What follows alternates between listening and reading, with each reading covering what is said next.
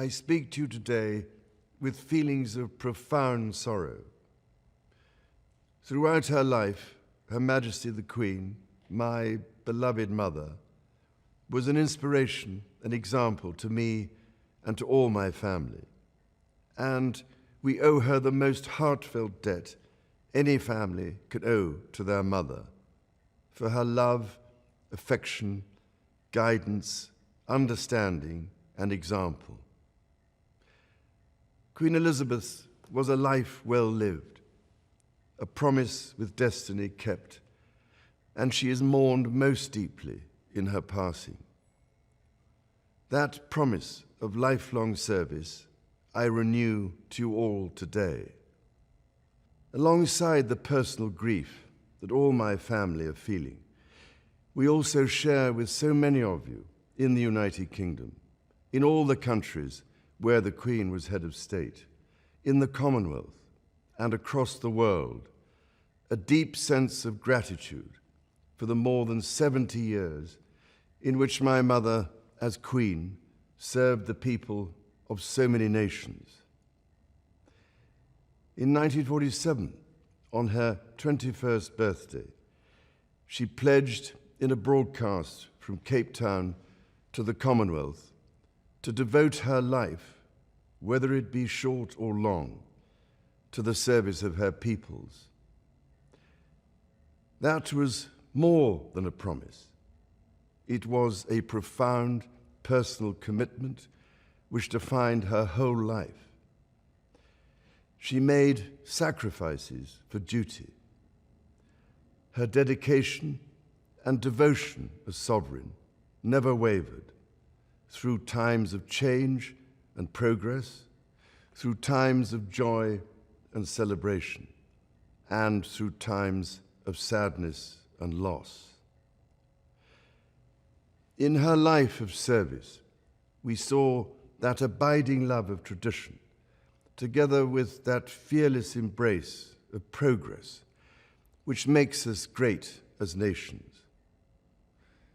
The affection, admiration, and respect she inspired became the hallmark of her reign.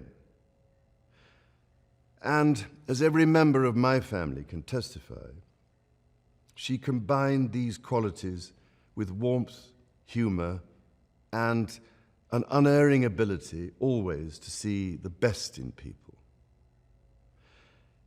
I pay tribute to my mother's memory, and I honor her life of service. I know that her death brings great sadness to so many of you, and I share that sense of loss beyond measure with you all.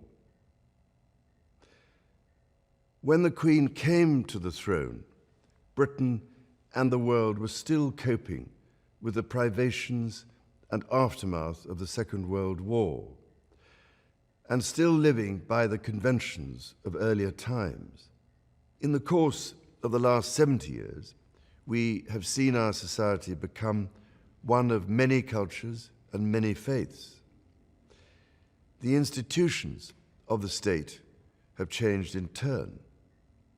But through all changes and challenges, our nation and the wider family of realms, of whose talents, traditions, and achievements I am so inexpressibly proud, have prospered and flourished. Our values have remained and must remain constant. The role and the duties of monarchy also remain, as does the sovereign's particular relationship and responsibility towards the Church of England, the church in which my own faith is so deeply rooted. In that faith and the values it inspires, I have been brought up to cherish a sense of duty to others and to hold in the greatest respect the precious traditions, freedoms, and responsibilities of our unique history and our system of parliamentary government. As the Queen herself did with such unswerving devotion, I too now solemnly pledge myself, throughout the remaining time God grants me, to uphold the constitutional principles at the heart of our nation. And wherever you may live in the United Kingdom, or in the realms and territories across the world, and whatever may be your background or beliefs, I shall endeavor to serve you with loyalty, respect, and love, as I have throughout my life. My life will, of course, change as I take up my new responsibilities. It will no longer be possible for me to give so much of my time and energies to the charities and issues for which I care so deeply. But I know this important work will go on in the trusted hands of others. This is also a time of change for my family. I count on the loving help of my darling wife, Camilla. In recognition of her own loyal public service since our marriage 17 years ago, she becomes my Queen Consort. I know she will bring to the demands of her new role the steadfast devotion to duty on which I have come to rely so much. As my heir, William now assumes the Scottish titles which have meant so much to me. He succeeds me as Duke of Cornwall and takes on the responsibilities for the Duchy of Cornwall, which I have undertaken for more than 5 decades. Today, I am proud to create him Prince of Wales, Tywysog Cymru, the country whose title I've been so greatly privileged to bear during so much of my life and duty.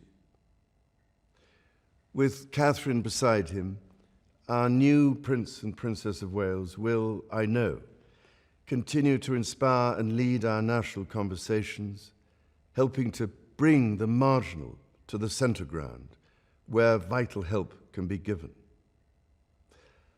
I want also to express my love for Harry and Meghan as they continue to build their lives overseas. In a little over a week's time, we will come together as a nation, as a Commonwealth, and indeed a global community, to lay my beloved mother to rest. In our sorrow, let us remember and draw strength from the light of her example. On behalf of all my family, I can only offer the most sincere and heartfelt thanks for your condolences and support. They mean more to me than I can ever possibly express. And to my darling Mama, as you begin your last great journey to join my dear late Papa, I want simply to say this: thank you. Thank you for your love and devotion to our family and to the family of nations you have served so diligently all these years. May flights of angels sing thee to thy rest.